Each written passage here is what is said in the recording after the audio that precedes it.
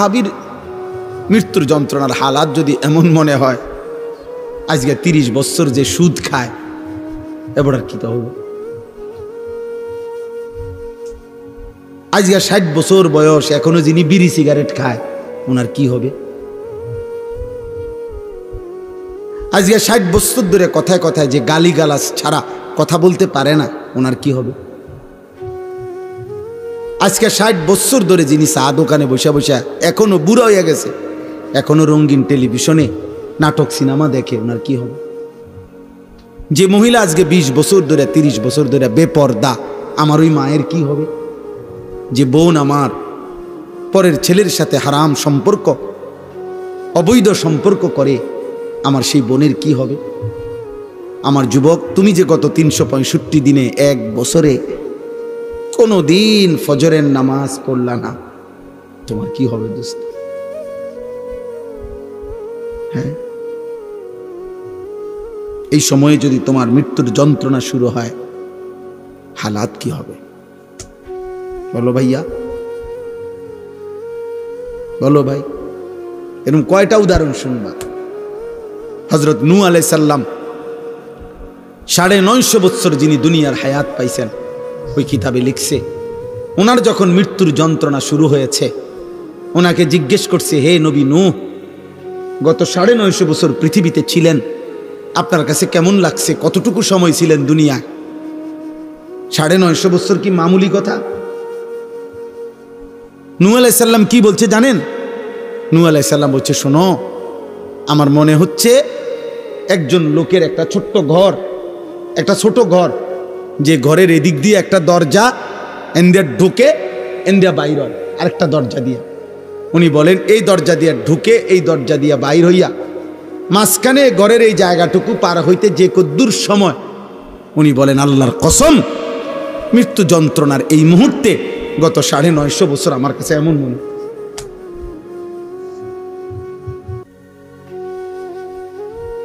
তিনি নবী, তিনি নবী, ওনার হালাত যদি এমন হয় আমার কি হবে, আমাদের কি হবে, আমাদের কি হবে।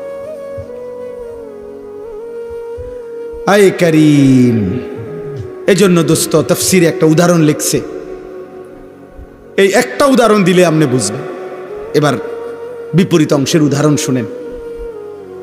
এই পৃথিবীতে ধরে নেন, ছেলেরা তোমরাও শোনো, কোনো একজন যদি বুঝে এই পৃথিবীতে যদি কেউ, তাফসীরের মধ্যে লিখছে ৯০০ বছর হায়াত পাইল। কয়শো বছর?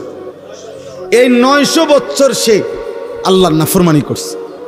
ধরেন চুরি ডাকাতি জিনা ব্যভিচার মদ জুয়া নাচ গান সুদ ঘুষ হারাম আল্লাহর নাফরমানিতে কাটাইছে, সেজদা দেয় নাই, বন্দেগী করে নাই। কিন্তু ৯০০ বৎসরে কোনো দিন ১ সেকেন্ডের জন্য ওই কোনো দুঃখ কষ্ট পায় নাই। ধরে নেন একবারের জন্য একটু চোখের পানি পড়ে নাই তার, একটা কাঁটার আঘাতও তার কোনোদিন লাগে নাই, ১ সেকেন্ডের জন্য তার মনটা খারাপ হয় নাই, কোনো কষ্ট কোনো যন্ত্রণা কোনো দুঃখ তার হয় নাই। কয়শো বছরে? কিন্তু করছে কি? নাফরমান করছে কি? খোদার কসম তাফসীরে লিখছে এই ৯০০ বছর পরে আল্লাহর নাফরমানি করে এক বিন্দু দুঃখ যে পায় নাই, যেদিন তার মৃত্যু যন্ত্রণা শুরু হবে, মৃত্যু যন্ত্রণার প্রথম সেকেন্ড, ১ সেকেন্ডে আল্লাহর কসম এই ৯০০ বছরের সুখ আর আনন্দ এই নাফরমান প্রথম সেকেন্ডেই ভুলে যান। দ্বিতীয় সেকেন্ডে যদি তারে বলা হয়, হে আল্লাহর বান্দা, দুনিয়ার জীবন তুমি কেমনে কাটাইছো, সে বলবে, আয় রব মাওলা, জীবনের সুখ কি জিনিস আমি কোনোদিন দেখি নাই, আনন্দ কাকে বলে মাওলা আমি দেখি নাই। আহ কবরের আযাব আরো পরে তো বাপ, আজরাইলের জান কবজের কষ্ট সেটা তো আরো পরে, এটাই আমি তর্জমা বললে আমার কথা শেষ হয়ে যাবে। এরপরে হাসরের ময়দানের কষ্ট, এটা তো আছেই। মিজানের পাল্লায় ওজনের কষ্ট সেটা তো আছেই, ফুলসিরাত পার হওয়ার কষ্ট সেটা তো আছেই, জাহান্নামের আযাবের কষ্ট, আগুনের কষ্ট তো আছেই দোস্ত। তাফসীরের মধ্যে আছে, ওই কিতাবের মধ্যে আছে, ইমাম কুরতুবীর কিতাব। ইব্রাহিম আলাইহিস সালাম আল্লাহকে, আজরাইলকে একদিন বলছিলেন, আজরাইল, নাফরমান পাপীর জান তুমি কেমনে কবজ করো, তোমার আকৃতি চেহারাটা তখন কেমন হয় আমার একটাবার দেখাও। খোদার কসম, আজরাইল বলছে, ইব্রাহিম নবী, আল্লাহর দোহাই আপনি আমার এটা দেখতে চাইেন না, আপনি পারতেন না সহ্য করতে। ইব্রাহিম আলাইহিস সালাম বললেন, না আমি দেখবই, তুমি আমারে দেখাও। তো হযরত ইব্রাহিম আলাইহিস সালামকে মালাকুল মউত আজরাইল বলল, হে নবী ইব্রাহিম, আমারে 30 সেকেন্ড সময় দেন, 1 মিনিট সময় দেন, আমি আপনার থেকে একটু আড়াল হব। আচ্ছা ঠিক আছে। একটু আড়াল হইয়াই 1 মিনিট বা 30 সেকেন্ড পরে আজরাইল আবার ফিরে আসছে ইব্রাহিম নবীর সামনে। আল্লাহর কসম, ওই নাফরমানের জন্য আজরাইলের যে আকৃতি আগুনে ভরা, সারা দেহে জাহান্নামের আগুন ধাউ ধাউ করে জ্বলতেছে, ওই চেহারা নিয়ে আজরাইল যখন ইব্রাহিম নবীর কাছে এসে দাঁড়াইছে, একটা চিৎকার দিয়া ইব্রাহিম নবী বেহুশ হয়ে গেছে। লম্বা সময় পরে যখন হুঁশ আসছে আজরাইলকে স্বাভাবিক সুরতে, তখন ইব্রাহিম নবী দেখে বলছে, মালাকুল মউত আজরাইল, কবরের কষ্ট, জাহান্নামের কষ্ট, হাসরের ময়দানের কষ্ট কোনো নাফরমান পাপীর জন্য লাগবে না। তোমার এই বিভৎস আকৃতি দেখলে, তোমার এই বিভৎস চেহারা দেখলেই জান কবজের সময় কোনো নাফরমানের 70 বছরের পাপের যন্ত্রণার জন্য এটাই যথেষ্ট, আর লাগবে না, আর লাগবে না।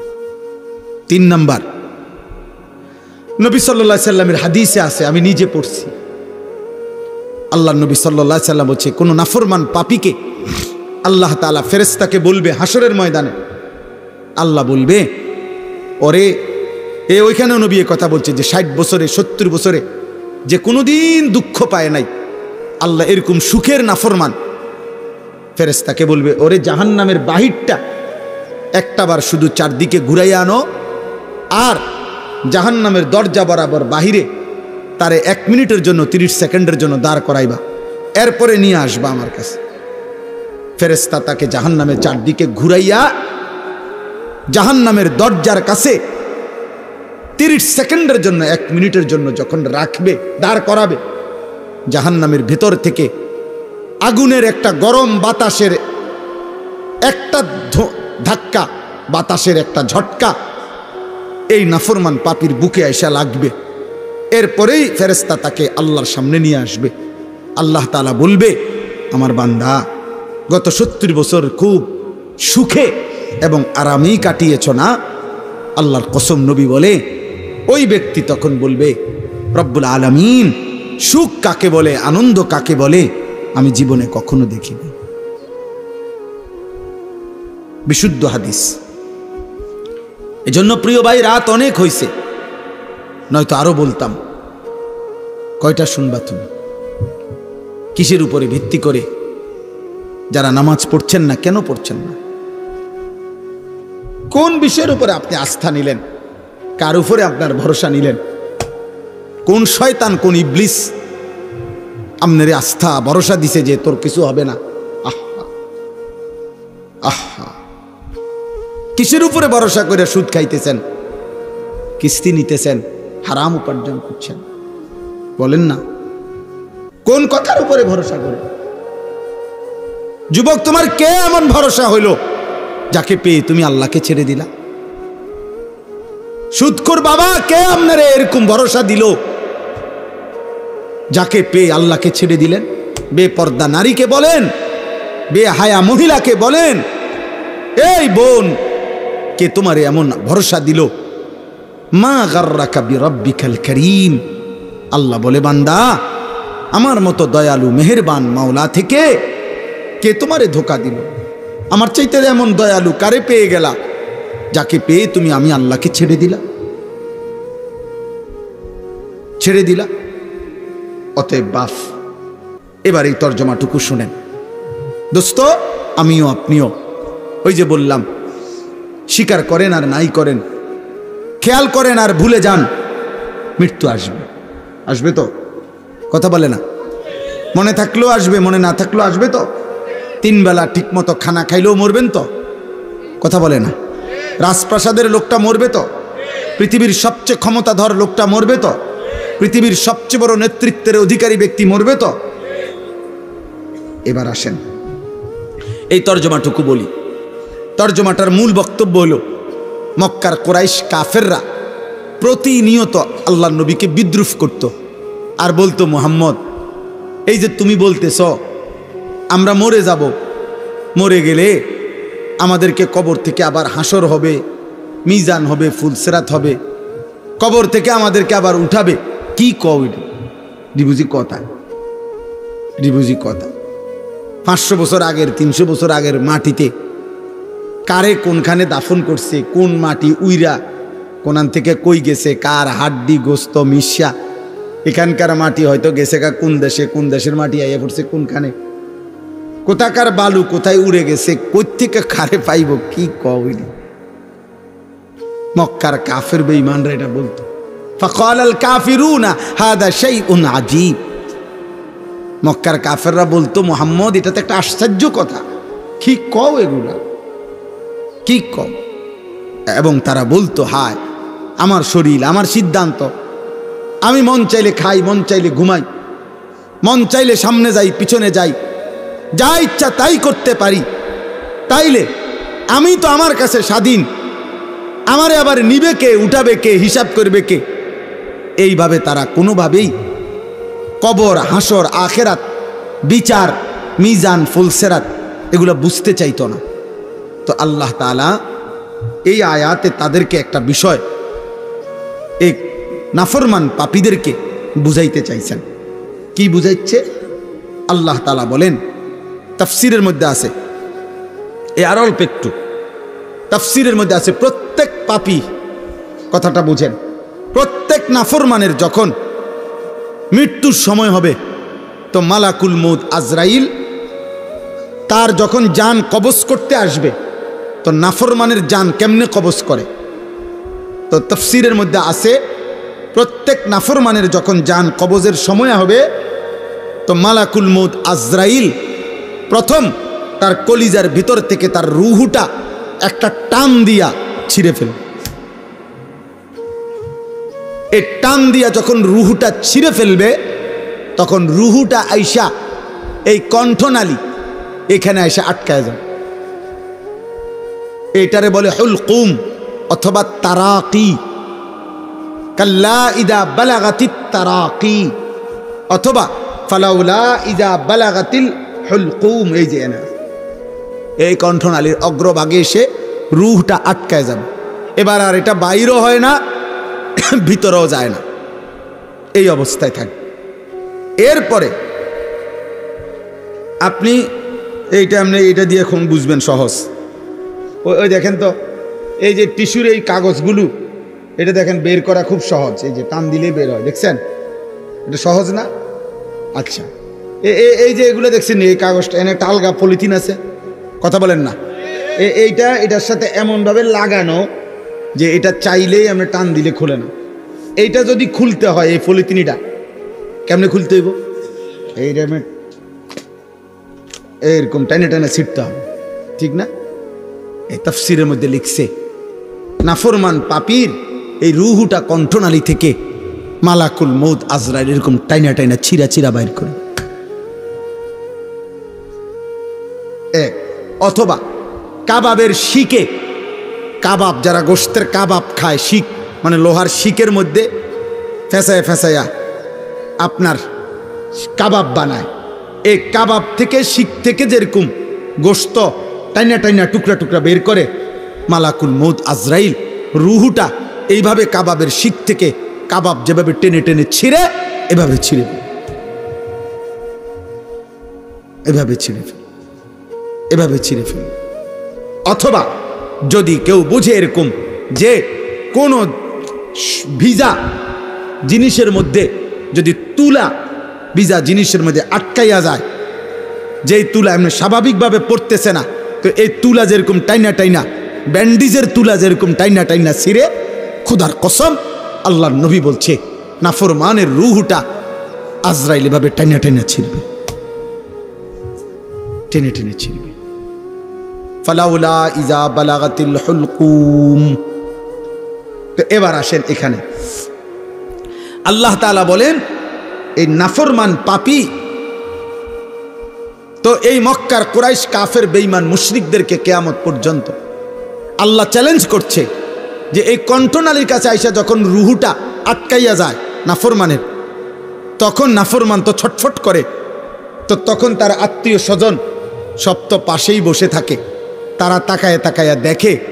তো আল্লাহ বলে হে নাফরমানরা, যেহেতু তোমরা বলতেছো তোমার শরীর, তোমার স্বাধীনতা, তোমার ইচ্ছা, তোমার যা মন চায়, তোমার সব ক্ষমতা, তো এখন এই মুহূর্তে তোমার এই নাফরমান আত্মীয় যার কণ্ঠনালী আটকায় গেছে রুহু কণ্ঠনালীতে, এখান থেকে তার রুহুকে আগের জায়গায় ফেরত দাও। তুমি না বলে কইতেছো কবর হবে না, আখেরাত হবে না, মিজান ফুলসেরাত হবে না, তোমারে ফিরাবে কে, উঠাইবে কে কবর থেকে? তো যেহেতু তোমার এই ক্ষমতা, তো এখন তার জিউনাহা, এই রুহুটাকে এখান থেকে আগের জায়গায় ফেরত দাও। আনো তো, সম্ভব? কথা বলে না সম্ভব কারো পক্ষে? তো আল্লাহ তাআলা বলেন যদি সম্ভব না হয় তো আল্লাহ তাআলার ক্ষমতার সামনে অহংকার করছো কেন? আল্লাহর ক্ষমতার সামনে যুক্তি দেখাচ্ছ কেন?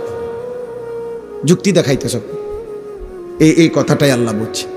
ফালাউলা ইজা বালাগাতিল হুলকুম, যখন রূহু এসে যাবে কণ্ঠনালীর কাছে, ওয়া আনতুম হিনা ইদিন তানজুরুন, তোমরা স্বজনরা তখন চারদিকে তাকে দেখতেই থাকবা। ওয়া নাহনু আকরাবু ইলাইহি মিনকুম ওয়ালাকিন লা তুবসিরুন, আল্লাহ বলেন এবং আমি আল্লাহ তখন তোমার ওই ব্যক্তির সামনে আমি আছি, আমি তার নিকটেই আছি, যদিও তোমরা দেখতেছ না, আমি আছি, আমি আছি। আচ্ছা আমি আল্লাহ দাঁড়াইলাম, আল্লাহ বলতেছে আমিও আছি, তোমরাও আসো। তেও হইয়া রইছে, আজরাইলও টান মারছে, বুঝেন না কথাটা, পজিশনটা বুঝছেন না? আল্লাহ বলছে আমিও আছি, তোমরাও আসো। তারও অবস্থা খারাপ, কণ্ঠনালীর কাছে রুহু চলে আসছে। এবার আমি আল্লাহ চ্যালেঞ্জ করলাম, ফালাউলা ইন কুনতুম গায়রা মাদিনিন, তোমরা যদি মনে করে থাকো তোমাদেরকে কবরে নেওয়া হবে না, আখেরাতে উঠানো হবে না, পুনরায় হাসরের ময়দানে একত্রিত করা হবে না, তাহলে তারজিউনাহা ইন কুনতুম সাদিকিন, তোমাদের দাবিতে যদি তোমরা সত্যবাদী হয়ে থাকো তাহলে এই রুহু ফেরত দাও, দাও, এই রুহু ফিরায় দাও, এই রুহু আপন জায়গায় বসায় দাও। সম্ভব? কথা বলে না সম্ভব? তাহলে আল্লাহকে অস্বীকার করছো কেন? এমন মৃত্যু কি তুমি আর দেখো নাই? এমন লাশ কি তুমি আর দেখো নাই? এমন কারো জানাজা কি তুমি পড়ো নাই? বলো, যেই লাশের জানাজা পড়ছো তুমি খবর নাও, তার স্বজনরাও তো তারে বাঁচাইতে চেষ্টা করছে, তারে চান্দিনার থেকে ঢাকা নিছে, ঢাকার থেকে ইন্ডিয়া নিছে, ইন্ডিয়ার থেকে ব্যাংকক নিছে, ব্যাংকক থেকে তারে লন্ডন নিছে, খবর নাও। তাকেও তো বাঁচাবার জন্য বারবার চেষ্টা করছে, কিন্তু কেউ তো ফিরাইতে পারল না। আমি আল্লাহ তো নিয়েই গেলাম। তাহলে তোমার চোখের সামনে যেহেতু প্রতিনিয়ত মানুষ মরছে, চলেই যাচ্ছে, তো তুমিও তো চলে যাবে, তুমিও তো চলে যাবে। তাহলে কেন এই বাড়াবাড়ি, কেন এই অহংকার? এমন যদি হতো যে আমার যে এই বেটা বাবা বসো, আব্বা বসো, এমন যদি হইতো যে আমার এই পরিমাণ শক্তি, ক্ষমতা, দল, পদ, পদবী আছে, সম্পদ আছে, যে আমি মৃত্যু থেকে ঠেকাইতে পারবো, এমন কি সম্ভব? কথা বলেন না, এই শেষ কথা বলেন। অতএব দোস্ত আমার, কোনোভাবেই মৃত্যুর এই অনিবার্য বাস্তবতাকে আমরা হারাইতে পারবো না, সরাইতে পারবো। মৃত্যু এসে আমাদের সব আয়োজন থামাই দিবে, সব ব্যস্ততা থামাই দিবে। নবীজি বলছেন সাল্লাল্লাহু আলাইহি সাল্লাম, ধরে নেন নবীজি উদাহরণ দিয়ে বুঝাইছেন যে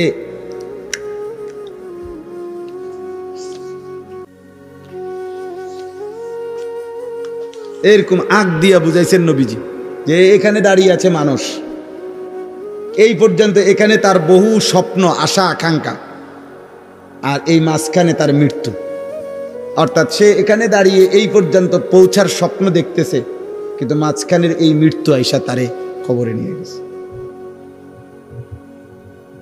নবীজি আইকা বুঝাইছে, আইকা নাকি আব্বা হাদিসে আছে না, আইকা বুঝাইছেন, হাত দিয়ে আইকা বুঝাইছে, জমিনের মধ্যে রেখা আইকা বুঝাইছে, আইকা বুঝাই। আশাটা বড়, আশাটা কি লম্বা। আরেকটা উদাহরণ দিছে নবী চতুর্ভুজের, এরকম আল্লাহ নবী বলছেন চার কোনাওয়ালা এইটা হইল মানুষ, আর এই ঘরের চাইতে বেশি ডাইনে বামে একটু বাড়তি, এটা হলো তার আশাগুলো। কিন্তু এই আশাগুলো পর্যন্ত বাস্তবায়ন, মাঝখানে অসংখ্য তার বিপদ মুসিবত, এগুলা পার করে তার হায়াতের চাইতে লম্বা এই আশা সে পূরণ করতে পারে না, তার আগেই কবরে চলে যায়। আল্লাহ কোরআনে বলছে, যারহুম ইয়াকুলু ওয়া ইয়াতামাত্তাউ ওয়া ইউলহিহিমুল আমাল ফাসাউফা ইয়ালামুন। আল্লাহ বলে, আমার নাফরমান বান্দারে ছেড়ে দাও, ও কতক্ষণ খাক, দুনিয়া উপভোগ করুক, আর লম্বা লম্বা আশা পোষণ করুক, অল্প সময়ের মধ্যেই সে জানতে পারবে মৃত্যু এসে তারে থামিয়ে দেবে। মৃত্যু তার সোমবারে সাত ডালাই, রবিবারে কবরে, রবিবারে কবর। আমি একবার দেখছিলাম কিছুদিন আগে, এক ছেলের যেদিন বিদেশের ফ্লাইট, ঠিক ওই দিন তার আব্বা কবরে, ওই দিন তার বাপের জানাজা হয়েছে। হইতে পারে না? এমন হইতে পারে? আমিও তো দেখছি।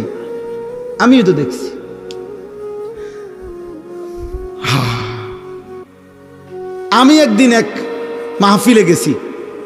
মাহফিলের আগে, বয়ান শুরু করার আগে আমার জন্য একটা মহিলার জন্য আমার থেকে পানি পড়া নিছে, পড়ায় ফুঁ দিয়ে দিতে কইছে আমারে। আমি মহিলার জন্য পানি পড়ে দিছি। মহিলা নাকি এই বাড়ির ঘরের পাশে আসছে, আইসা পানি পড়ে নিয়ে গেছে, তার জন্য পানি খাইছে।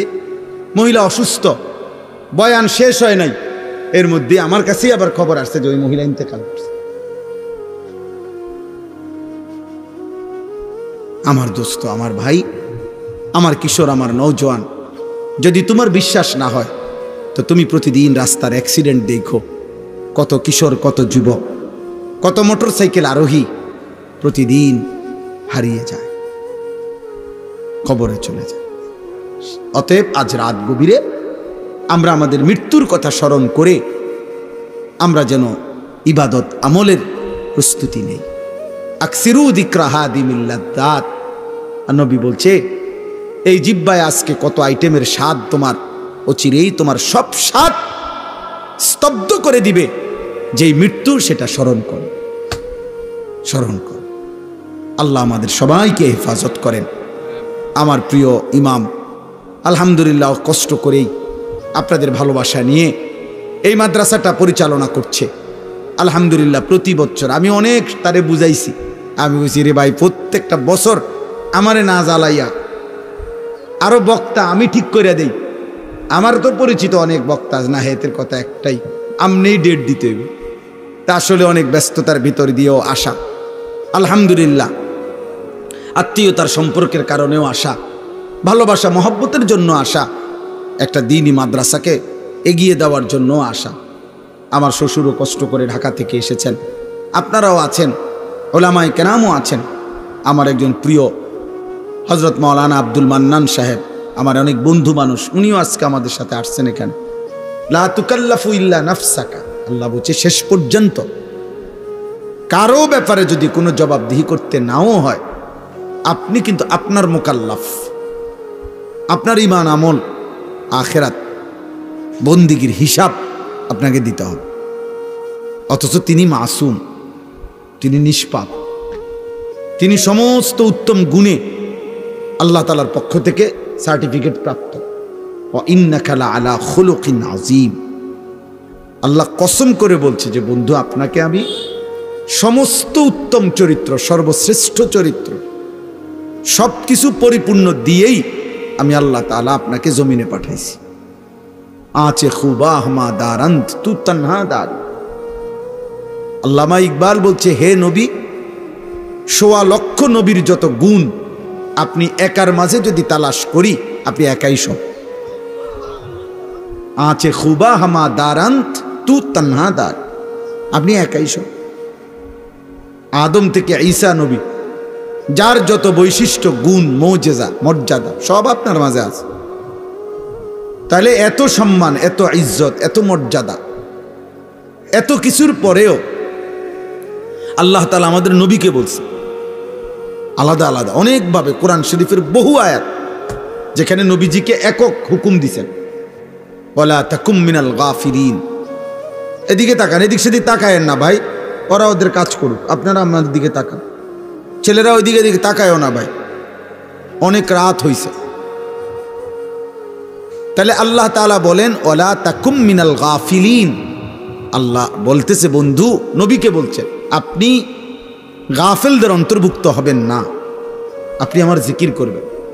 নবীজিকে আলাদা বলছে, ওয়াজকুর রাব্বাক, আপনি আপনার রবের জিকির করুন। ফি নাফসিকা, আপনার দিলে দিলে, তাদাররুআন, বিনয়ের সাথে, অখিফাতান, শব্দ ছাড়া জিহ্বায়, ওয়াদুনাল জাহরি মিনাল কওল, হালকা আওয়াজে, যেমনে হোক দিলে দিলে করেন, শব্দ ছাড়া করেন, হালকা শব্দে করেন। বিল গুদুওয়ে ওয়াল আসাল, সকালেও সন্ধ্যায়ও। তবে ওয়ালা তাকুম মিনাল গাফিলিন, আল্লাহ বলছে বন্ধু 24 ঘন্টায় আপনি কখনোই আমি আল্লাহর স্মরণ থেকে গাফিল হবেন না। তাইলে কোরআনুল কারীমে আল্লাহ তাআলা নবীজিকে বলছে ওয়ালা তাজআল মাআল্লাহি ইলাহান আখার, একক শব্দ, এক বচন। হে নবী, আপনি আল্লাহর সাথে কাউকে মিশাবেন না, শিরিক করবেন না, আল্লাহর সাথে কাউকে লাগাবেন না।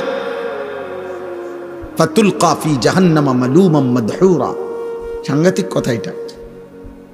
নবীজিকে আল্লাহ বলছে বন্ধু, আপনি যদি শিরিক করেন তা আমি আপনাকে অপমানিত করে, লাঞ্ছিত করে জাহান্নামে ছুঁড়ে মারব। নাউজ, কি ভয়ানক কথা, কি ভয়ানক কথা, ভেবে দেখেন। এজন্য দোস্ত, এক মানুষের জীবনের প্রথম সংশোধন আত্মসংশোধন, নিজের সংশোধন, নিজের সংশোধন, নিজের সংশোধন। নিজেকে ভুলে শুধুই অপরের কল্যাণ, এটা ইসলাম সম্মত না, ইসলামের চাওয়া না। একবারে সকাল 6টার থেকে রাত 2টা পর্যন্ত অর্ধেক হাঁটু সমান পানির মধ্যে পানি পাওয়া রাইখা উনি বন্যার্থ মানুষকে ত্রাণ দিছে, কিন্তু ফজরও পড়ে নাই, জোহরও পড়ে নাই, আসরও পড়ে নাই, মাগরিবও পড়ে নাই, এশাও পড়ে নাই। উনি কামটা কিতা করলেন? নামাজ পড়লেন না। অনেক ছেলে আছে, অনেক ছেলে এমনি পরোপকার করতে বললে মানুষের কল্যাণে মাশাআল্লাহ খুব আগ্রহ, কিন্তু নিজের ঈমান আমল হেফাজতে যত্নবান না, যত্নবান না। তুমি তো মাশাআল্লাহ রক্ত দিলে একজনরে, তো এটা তো ভালো কাজ, কিন্তু আবার যে মোবাইলে সারা রাত উলঙ্গ ছবি দেখলা, এটা কামটা করলা কি? এটা কি করলা? তুমি তো রাস্তা ঠিক করে দিলা, তো তুমি যে একটা সেজদাও দিলা না। এই জন্য মানুষের কল্যাণে অবশ্যই কাজ করা ভালো কাজ, নিঃসন্দেহে, কিন্তু নিজের ঈমান আমল ঠিক রাখা তার চাইতে বেশি গুরুত্বপূর্ণ কাজ। এটা বেশি জরুরি, তার চাইতে বেশি জরুরি। নিজেকে ভুলে না যাওয়া, নিজেকে ভুলে না যাওয়া, নিজেকে ভুলে না যাওয়া, এটা বহুত জরুরি। আমরা যদি এটা বুঝি, আমাদের জীবন সুন্দর হবে। আমরা এটা অনেকেই বুঝতে চাই না, অনেকে অনেক মহৎ কাজ অনেকে করে মানুষের কল্যাণ, কিন্তু নিজের ঈমান আমলের গুরুত্ব দেয়, গুরুত্ব দেয়। একবার আপনি 10 কোটি টাকা দিছেন মসজিদে, তো নিজে যে নামাজ পড়লেন না। তো মাশাআল্লাহ, টাকা দান করাটা তো সওয়াবের কাম, বুঝলাম, মানুষ নামাজ পড়বে। আপনার নামাজ, আপনার টাকা যে সুদের, আপনার উপার্জন যে 2 নম্বর 6 নম্বর, আপনি যে কিস্তিতে টাকা নিলেন, লোনে টাকা নিলেন, কি করলেন? কি করলেন? দুনিয়াবাসী যদিও বাহাবা দেবে, মানুষ যদিও বাহাবা দিল, স্লোগান দিল, মার হাবা দিল, কিন্তু আল্লাহর কসম নবী বলছে একটি একটি টাকার হিসাব দিতে হবে হাসরের ময়দানে। দুইটা, প্রতি টাকার হিসাব দুইটা দিতে হবে। এক, মিন আইনা ইকতাসাবা ওয়া ফিমা আনফাকা। আল্লাহ জিজ্ঞেস করবে, আমার বান্দা এক এক টাকা বলো উপার্জন করেছো কোথায়, কিভাবে, কোত্থেকে, আর ব্যয় করেছো কোথায়। দুটোটা বুঝাই দিতে হবে।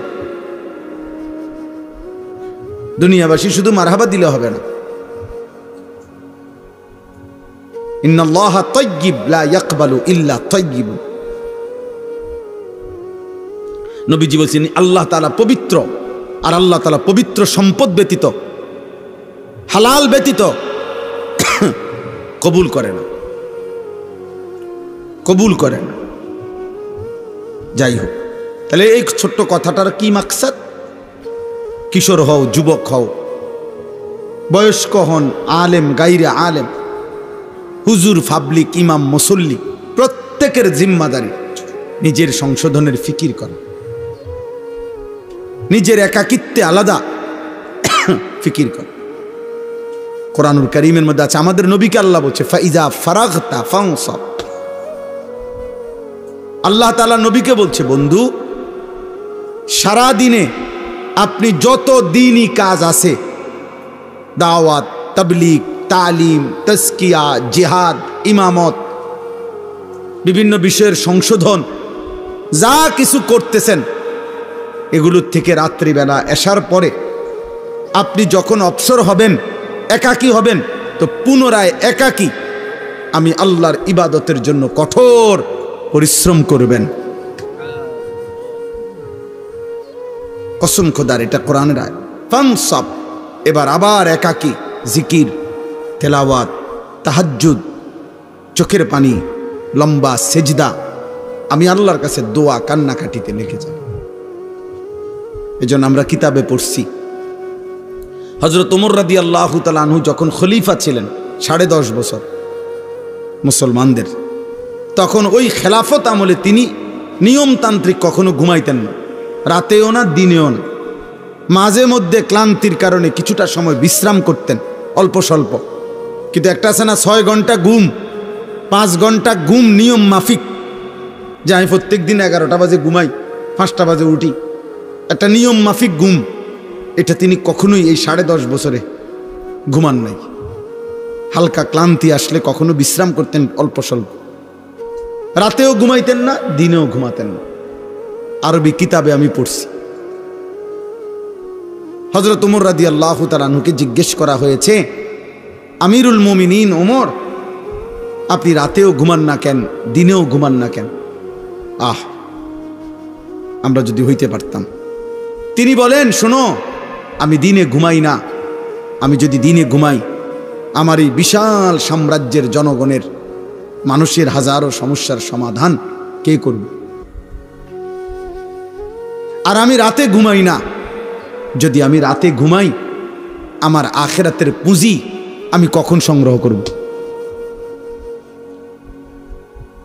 এজন্য আমি দিনে ঘুমাই না জনগণের পেরেশানে, রাতে ঘুমাই না নিজের পেরেশানিতে,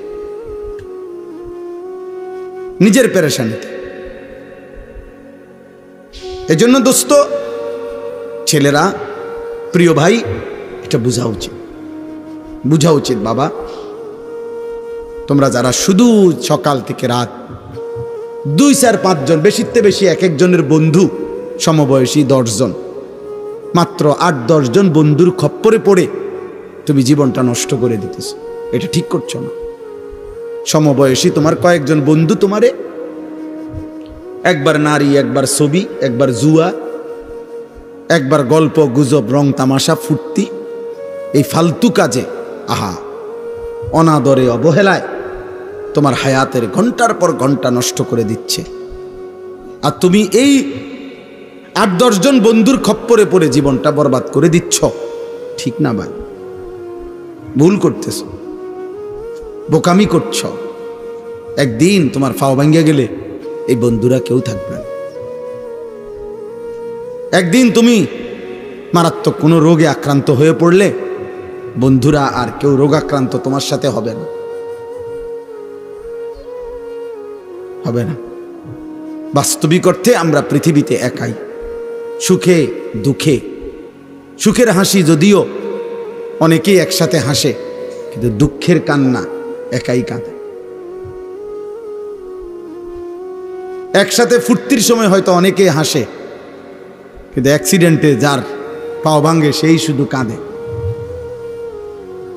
বাকিরা আর কাঁদে না।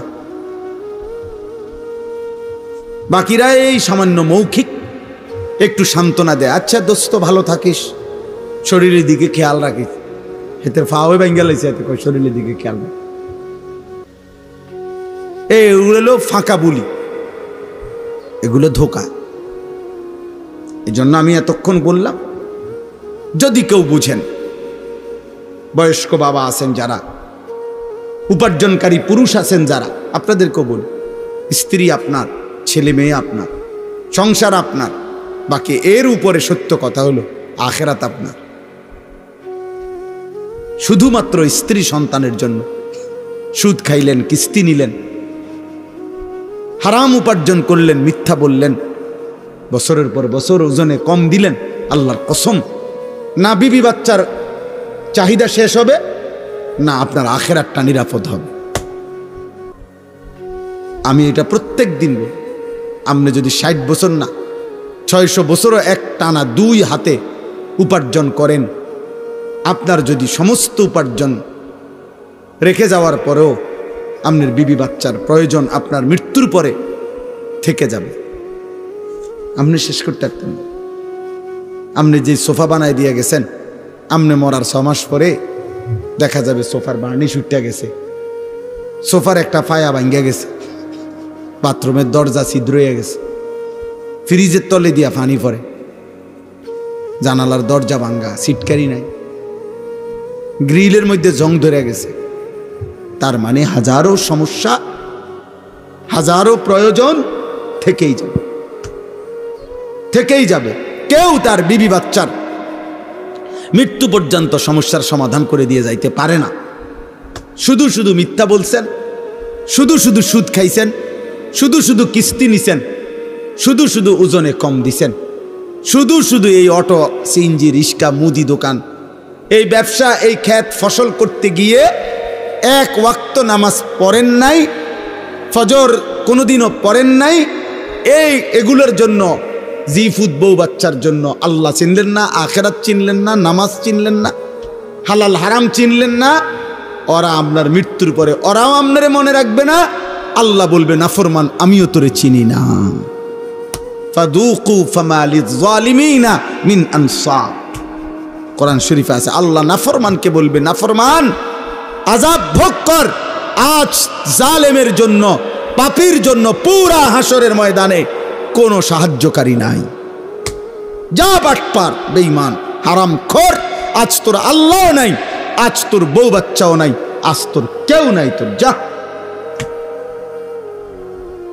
যা হারামখোর, যা। ফাদুকু ফামা লিয-যালিমিনা মিন আনসার। الأخلاء يومئذ بعضهم لبعض عدو إلا المتقين। রব্বুল আলামিন বলে, বান্দা, দুনিয়ার সব বন্ধু, দুনিয়ার সব সম্পর্কের মানুষগুলো